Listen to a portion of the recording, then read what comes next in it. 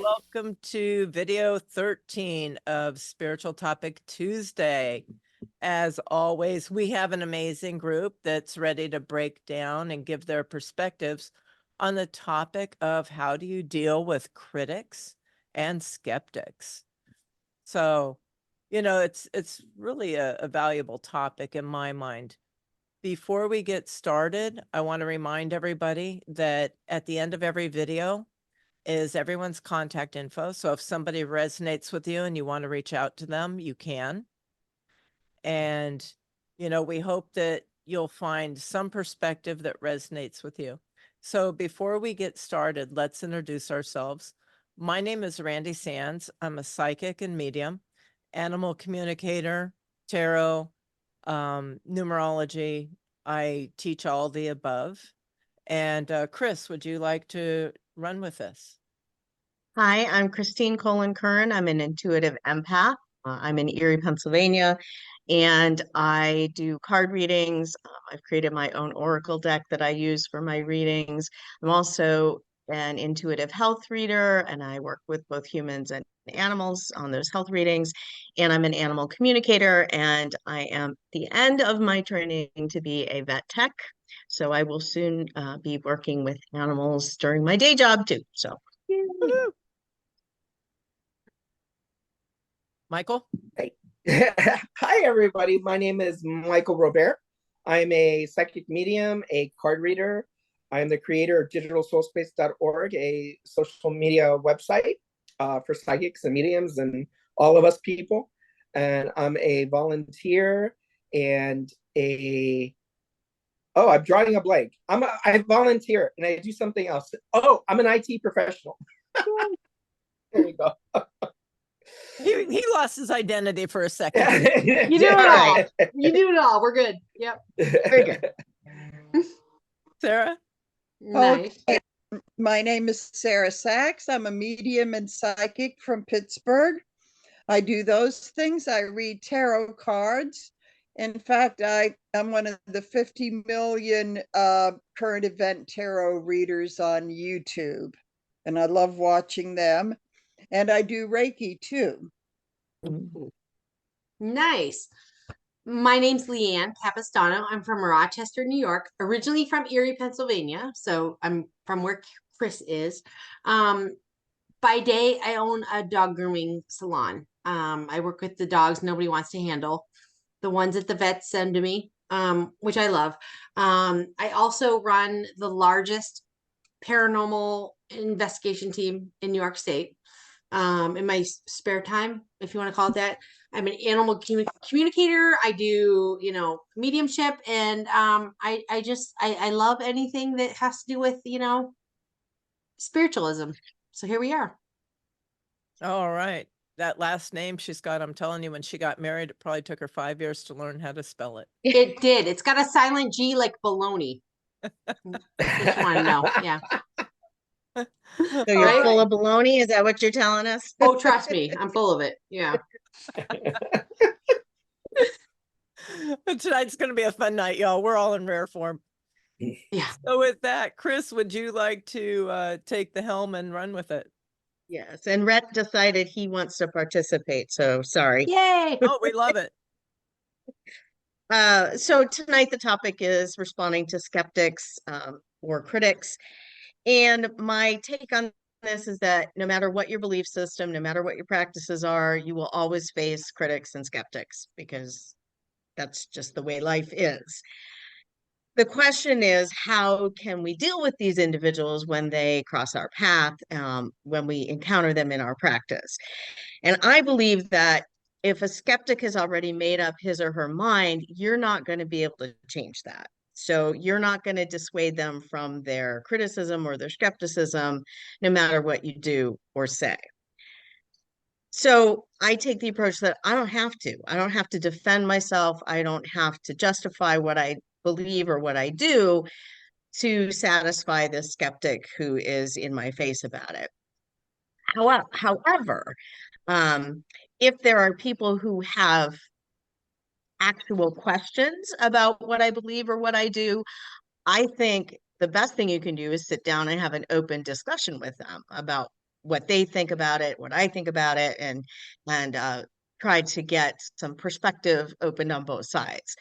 And I hold those kinds of discussions without trying to convert anyone, without trying to change anyone's mind, just open up to that information so that they know what my perspective is, but I also want to hear what their perspective is. But when we circle back to those skeptics, the skeptics base their criticisms on what they are projecting about what I believe. They think I believe something, and that's what they're projecting onto me. They do that without even asking me what I believe. They just assume they know what I believe, and they've made a judgment about that. And again, so you're not going to be able to change that because they haven't opened up to question what you actually believe in the first place. They've just made the assumption. So they're not going to listen to what you actually have to say. So the critics often are creating that straw man argument where they're building up this argument and expecting you then to beat it down, but it's not going to make a difference to them. So skeptics don't even have a basic comprehension of what I do. And often their demands and questions are the result of mischaracterization and ultimately backward inferences. So I disregard most of the skeptics, right? I focus on what I'm doing, on what I believe. I lead by example.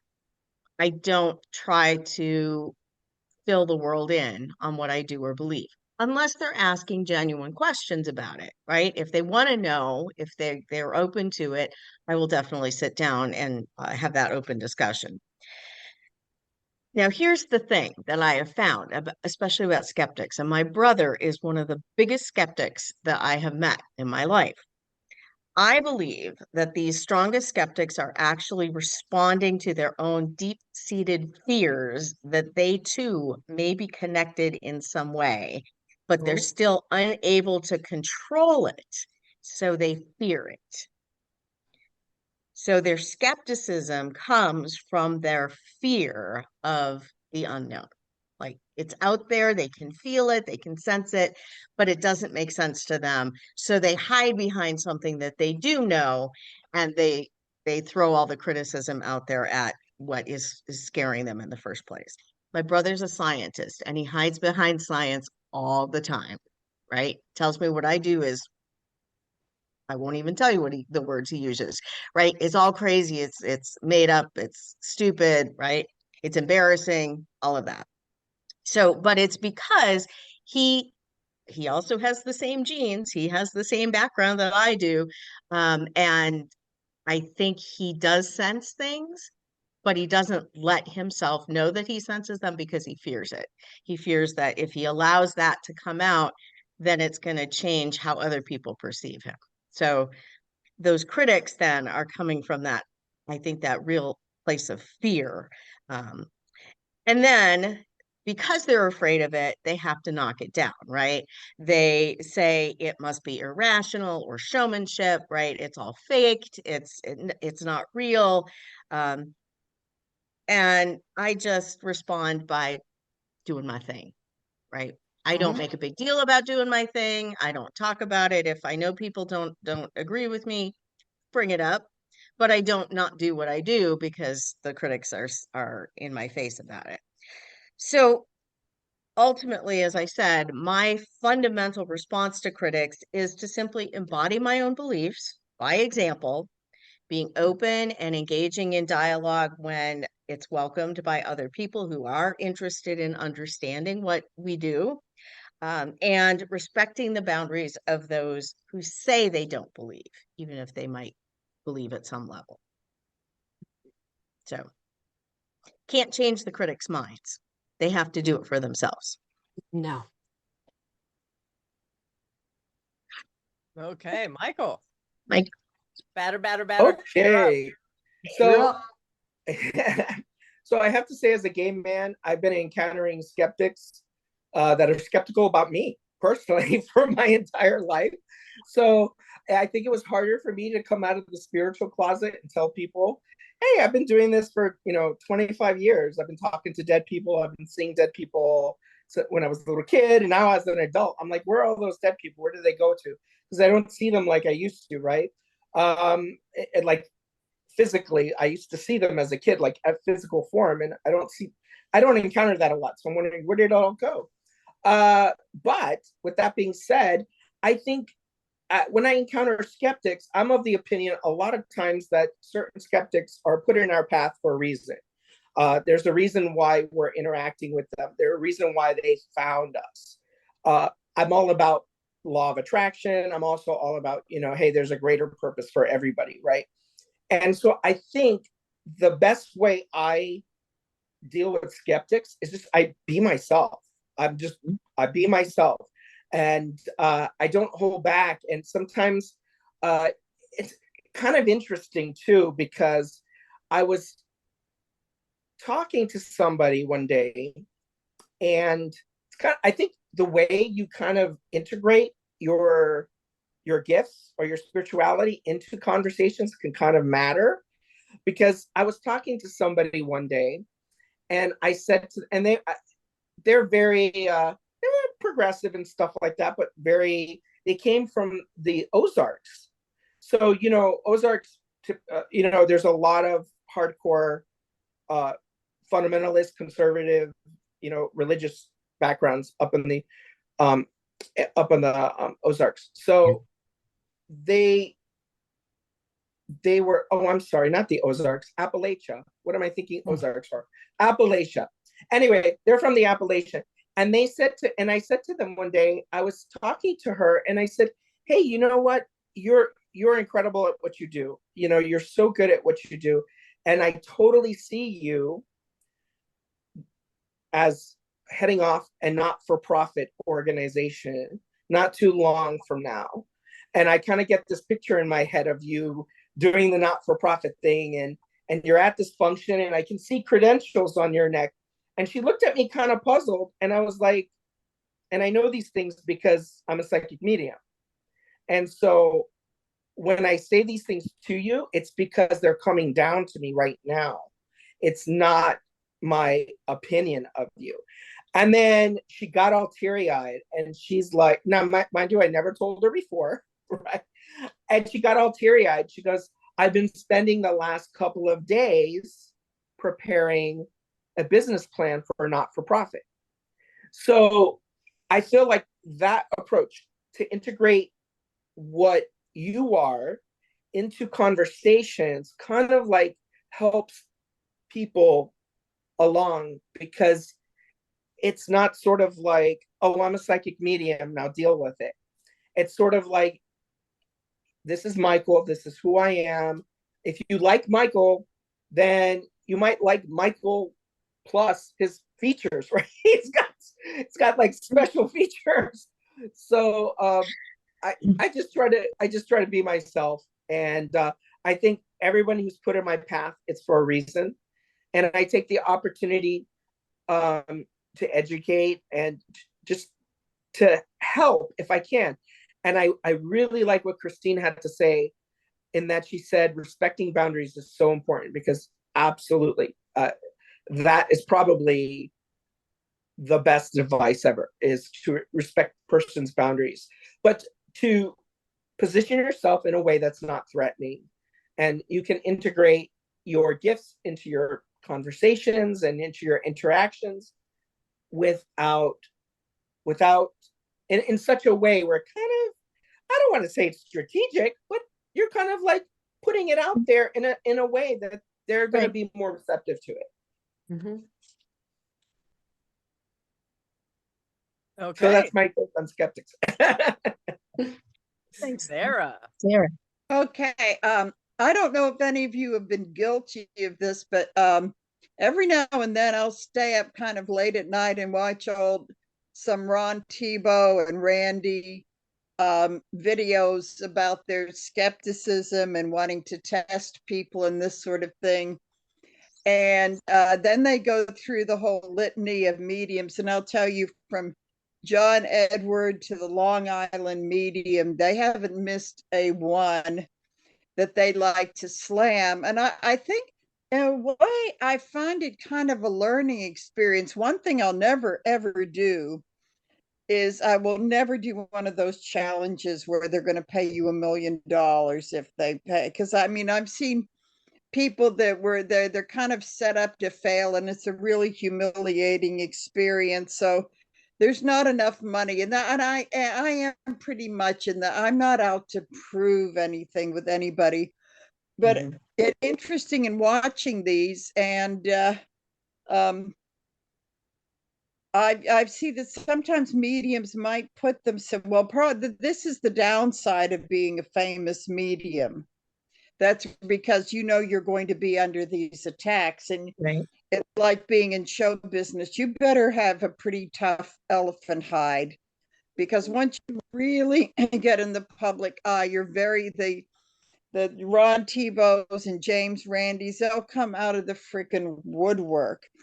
And I do remember seeing a show, Anderson Cooper, and I'll tell you, I really like him. I think he's a very good commentator and a reporter.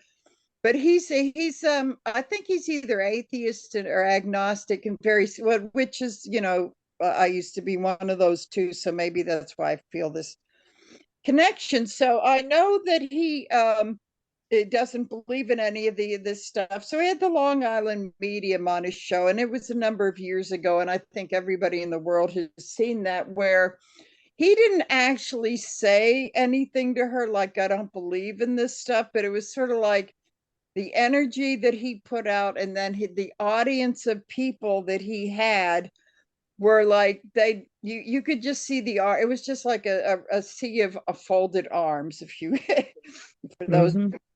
demonstrations. And because pretty much if they want to go and be in the audience of the show, they're kind of like on board with what he believes. And I thought, that poor woman did not stand a chance. Nobody was taking any, and I've seen her do some pretty accurate stuff.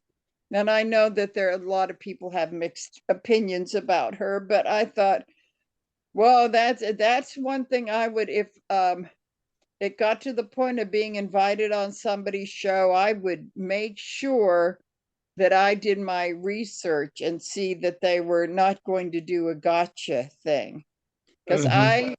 I'm friends on Facebook with someone he's a writer for the papers in Pittsburgh. And years ago I did a photo shoot with him for attractions of the off the beaten course of interesting attractions of Western Pennsylvania.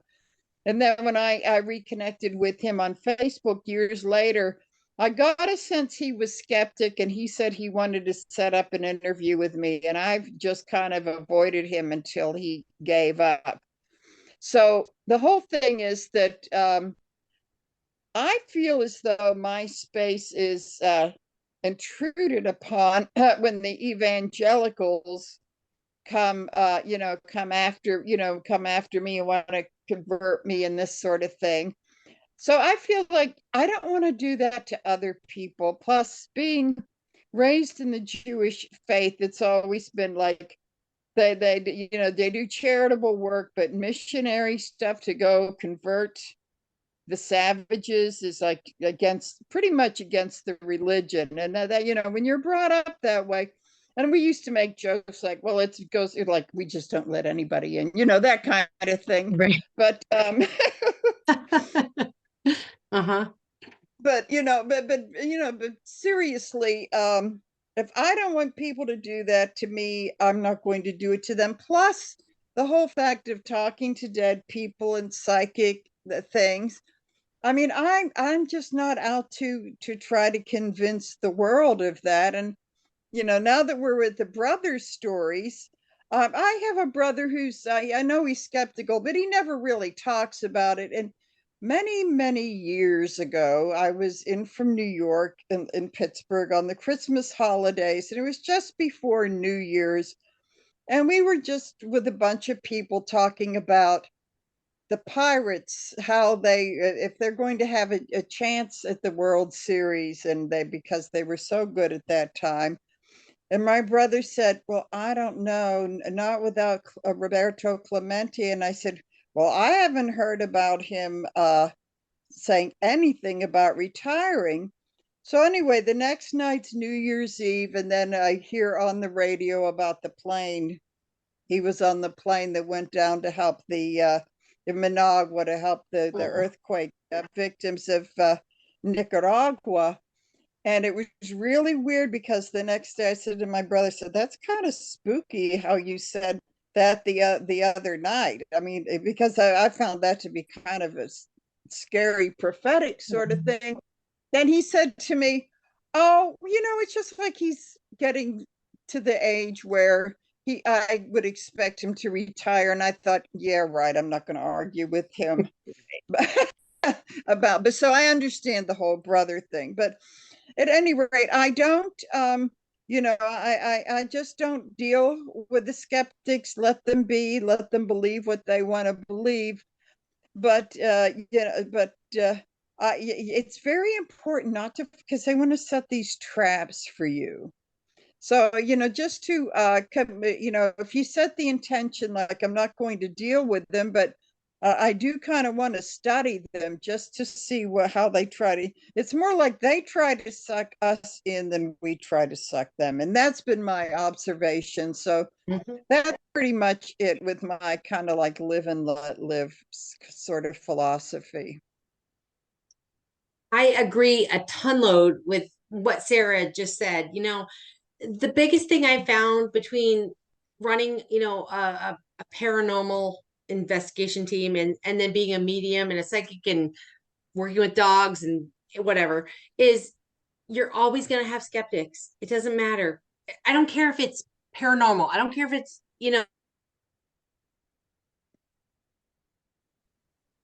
Oh, you froze. She froze. Oh, she has a ghost in her computer now. And she's It's still frozen. contagious. It's good. It's contagious.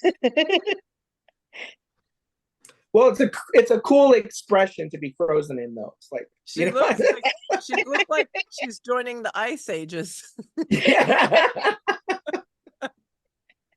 Well, while we're waiting for her to unfreeze, I just want to piggyback on what Sarah said about, you can't try too hard to shut them down.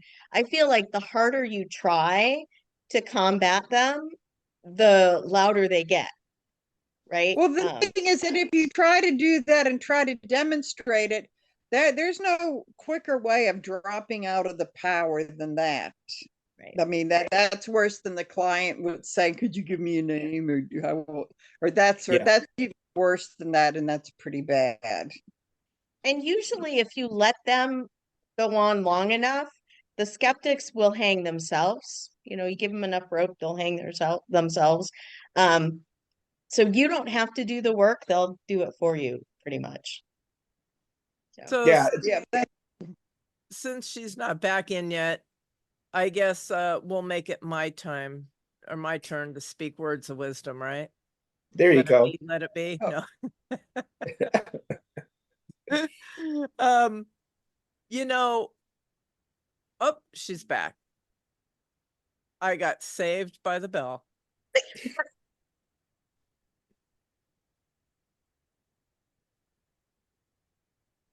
There she is. Welcome. Want to try that again? There you go. You want to try again? freaking spirit. Every time, I swear, every time I got spirit, they shut something down electronically. But anyway, I was starting to say, you're always going to have spirit or have skeptics. It doesn't matter. I don't care what part of your life you're in, you're going to have skeptics. It is what it is. You get to a point where like you have to get past that family blowback, basically, or the friend blowback. Once you move past that, you're going to move ahead tenfold. It doesn't matter. You just have to get past that. They're not supportive or afraid they won't be. That held me back for a long time. Once you do, you're ready to go. I can speak from experience. My husband's a scientist.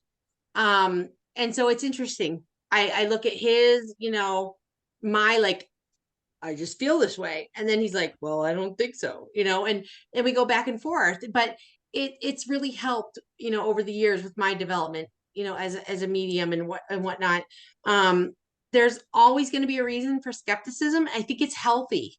I think it's healthy. I really do. I think that, you know what, give me it, bring it on. I'd rather read or work with the skeptics, you know, the skeptics and see what I can do. I don't care if you believe me. That's the point. At the end of the day, it is what it is. Take it or leave it, whatever. You have to get to that point where it doesn't matter. You know, you have to. It is what it is. Set your boundaries and respect those boundaries. Whether they believe it at the end of the day or not, just know you got what you got. You got it from spirit. It is what it is, and you move on. You know, it's taken me a long time. We're talking 10 plus years to get to a point where I don't care. I could care less whether somebody, you know, believes it or not, don't. And I've had readings before. I've had issues before with other mediums where I'm like, doesn't make any sense. And then 10 years later, like, oh shit. Oh God. Oh God, that made sense. Oh my gosh, you know, you're gonna get what you're gonna get. And I feel like it's so important. So in my opinion, the best way to deal with critics is just deal with it like you would anybody else. You get what you get, give it, and keep moving. That's it. Okay, so now it's my turn to speak words of wisdom. Mm-hmm. So with that said, I remember when I first started out. Well, when I let my best kept secret out of the bag. It was very hard for me because my mother will tell you she does not have a spiritual cell in her body. My sister is a skeptic. I was a high-level dog groomer. I did a lot of competitions. I was traveling, teaching grooming. And I remember when I decided it was time to come out, I started deleting a bunch of groomers from my Facebook because I just knew I was going to be the leper. And the funny thing is, when it came out, I was very well received. I'm now the animal communicator for most of the top groomers in the world. So, you know, that taught me a lot right there. Today, when somebody asks me what I do for a living, my response is, okay, here we go. And I do that because I've found that they're like, oh, and so they behave themselves better. And it just kind of is an icebreaker, I find. For me, it really depends on exactly what I'm dealing with. If I'm dealing with a skeptic, I first ask them if they truly want a reading, if they truly want to connect with a loved one. If their answer is yes, then, you know, the next thing I say is, well, then how about you relax and allow me to do my job? When we're done, then you can make your mind up if it's real or not. And what do you have to lose? And, you know, oh, okay. And I will tell you, some of the biggest skeptics I've ever met end up being the best clients I've ever had. If they're not sure, or they say they just don't believe, then I say, then how about this? How about we don't waste each other's time? Right. How about I refund you? And if and when you decide you want a reading, well, the good news is you know where to find me. You know, now if it's someone that's just totally against spiritualism, and I've had them, oh, you're going to go to hell in a handbasket, you know, with a chicken and a duck and a goose and, you know, half of Noah's Ark along with you. We'll be well fed then. Yeah, I you know, love ducks. We're good. Yeah. I mean, they're entitled to their opinion, you know, about things. But, you know, then I tell them, I just want you to think about three things. Only three. Okay. Why is it that prophecy is all throughout the Bible, yet we're not allowed to use it? How does that make any sense? Okay. Of course, I don't tell them that if we all used our spiritual gifts, the church would panic because we'd no longer need the church. And in my mind, the churches should run off of attraction, not need. Second, if God is a loving God, which is exactly what the Bible says, why would God rip our loved ones away with us without the ability to communicate with them? How is that loving? Okay. To me, that's traumatizing. Also, if we have eternal life, as the Bible says, who would want it if our loved ones are totally ripped away from us? I know I wouldn't. I don't think anybody else here would probably want it. And then I let them be. Because as somebody else said, you are not going to change their mind. Right. I will plant the seeds and sprinkle the water. And if it grows, it grows. And if it doesn't, oh well. Not my circus, not my monkeys, but I do know the clowns. Okay. And that's about all you can do. And in this work, you do have to have a very tough skin, even amongst other spiritual people, because let me tell you, they're not all nice. Mhm. They're not. You just got to go and do what you do. And for me, it's not about the recognition. Sarah was talking about a TV show. I would not even go on one because I do not want to be famous. I was put here to do God's work and to help people heal, to help people communicate with their animals, to help people, put one foot forward after a loved one died, by letting them know that they're still around and giving them evidence of that. And if somebody wants to criticize me for that, well, you go ahead. You go right ahead. And that's my feelings on it. So if anybody else has anything else that they would like to add, let's go around and see Yeah. what we got. I really want to touch upon what Christine and Leanne said, because they both had influences in their lives with people who like science or do science as a job. I wanted my entire growing up to be a scientist.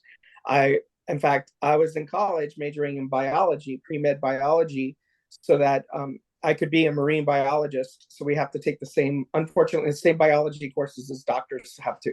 Shut up. I wanted to be a marine biologist when I was a kid. Oh, really? Yeah, I started out wanting to be an entomologist because I love insects, and I used to be a beekeeper.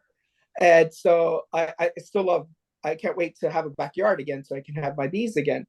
But the thing is that science for me has been through my entire life.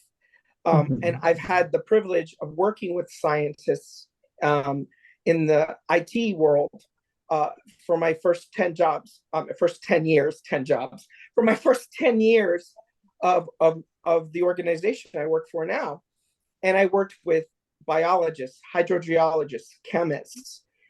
I love science. So with that being said, there's so much science in spirituality now. The lines are getting so blurred. And when we talk about consciousness, and even Einstein had such a belief in consciousness, saying, just like, matter, energy can't be destroyed, it transforms from one state to another. Same thing with matter. And Einstein believed that there was some sort of life after death because our consciousness had to survive. And as we get more into quantum physics now, they're noticing things that psychics have been saying for years, right? And so much stuff, scientific-wise, excuse me, that you can actually Google it, is the CIA used to have remote viewers. Did you all know this? I Yep. did, CIA yes. had remote Oh, before we had spy satellites, we had remote viewers. It's mind blowing. Yeah. Yes.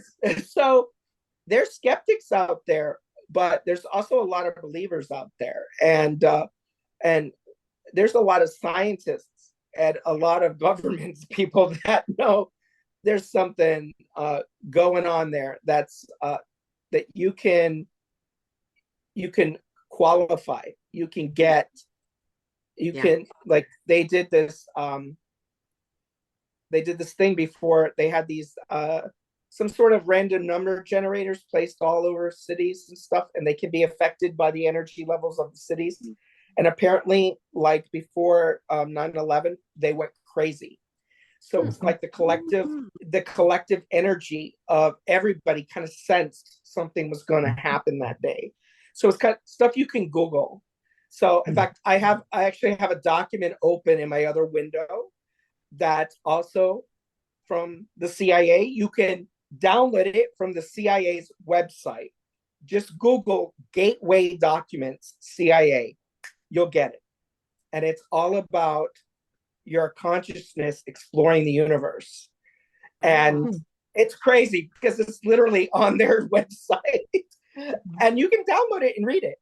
It's a fascinating document. It's a scientist explaining consciousness and time, how it exists, and how stuff like transcendental meditation, or did I say that right?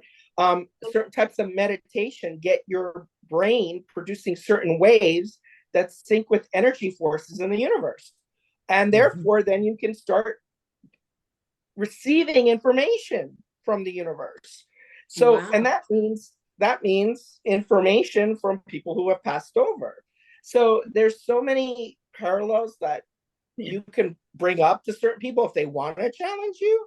You know, if they bring up the science, you can say, hey, well, you know, you're kind of alone in your belief there, because Einstein believed that there was, you know, life after death, right? You know, so, and quantum physics every day comes out with something new and spectacular that's just amazing.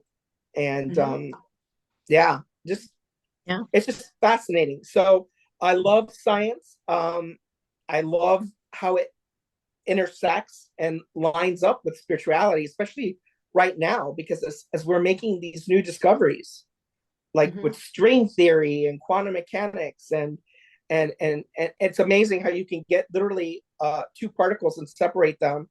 And if you do something to one particle, the other particle reacts regardless of the distance.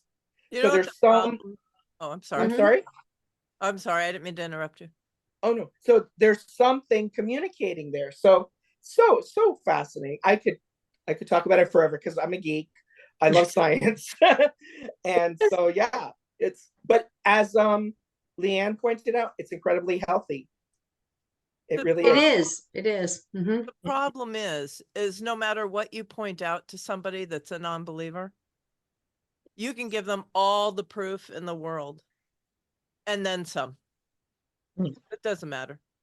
Right. It's Until true. they can see it for themselves, Right. Yeah. they won't believe it. Right. And Absolutely. like following up on what Mike was saying, there's the whole God principle, right? Yeah. That natural law and spiritual law are truths, are reflections of one another, and that they all work. And that again goes back to the conservation of energy. It's all about energetic movement and velocity and wavelengths and all of that. So yeah, I think you can definitely support what we do scientifically.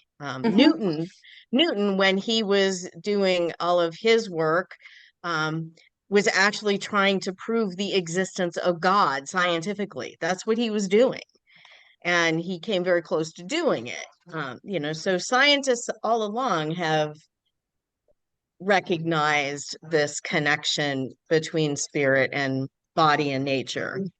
And kind of related to that, we were talking about how certain skeptics are put in our path. I think that Leanne, you were saying that certain skeptics are put in our, no, it was Mike. Certain skeptics are put in our path for a reason. Yeah. And I think sometimes that reason is for us because it helps us to solidify what we believe, what we do, who we are, right?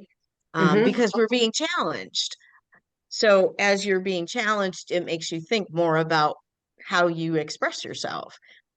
So yeah, I think there is a lot of science behind it, and I think the skeptics definitely appear for us, as well as to try to convert them or not.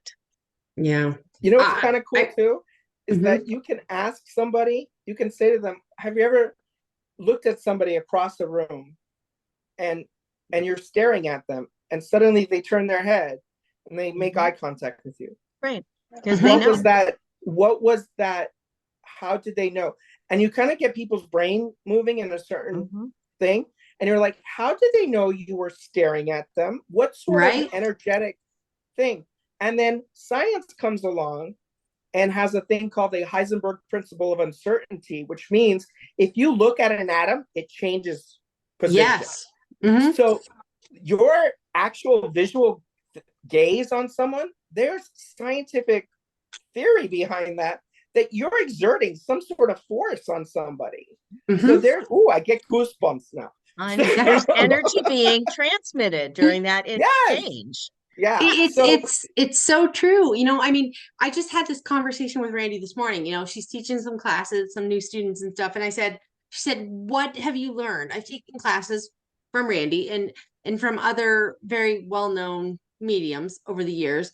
And I'm a very physical, in your face learner. Show me. Oh, I can project an aura. Show me. You know what I mean? I'm one of those people. And it's one of those things where, so I don't blame skeptics at all. Like, I welcome them. Bring it on. All I can do is tell you what I'm getting. In my opinion, it becomes, you have to trust so much that Mhm. whatever spirit's going to give me, they're going to give me because you need it, not because I need it. Mhm. Like, I'm here just to be that vessel to bring it Right. through, and you do what you want with it, you know? But that's been my biggest motivation. It has right along been like, you know what? I just have to trust. It is what it is, and you're going to get what you're going to get. And if it's not good enough, I have to be content with that. That's where I'm at, you know? And Well, the things, I have a funny the story. I don't know if you've heard of Doris Kern Goodwin, who is a historical writer. She wrote Team of Rivals about Lincoln, which I've read twice, and the movie Lincoln with Daniel Day-Lewis was based on the book. Well, Mhm. she spoke at Temple. It was in the autumn of 2019. So there were a bunch of kids in from Pitt and CMU asking her these historical questions. So of course I had to ask her of her what she thought of if Lincoln was a spiritualist, and she said, and I think this woman, you know, I don't think she gives this a thought one way or another. And she said she pretty much figured that Mary was because of the mediums coming in the White House, but she said the jury's kind of out on Lincoln. Like she just said, he may have been humoring his wife, which is kind of what I think, or he may have been, but he never, he knew he couldn't let his his constituents know.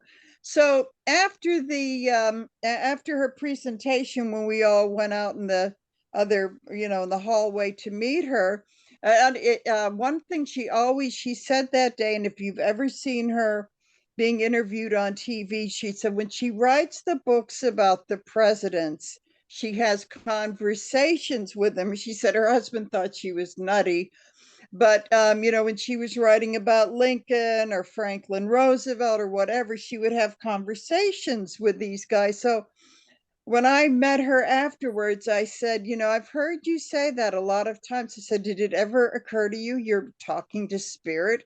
And she looked at me like, wow, I hadn't thought of it that way. Or it wasn't like, oh, you're full of baloney, but it's like, well, that's an interesting way of looking at it.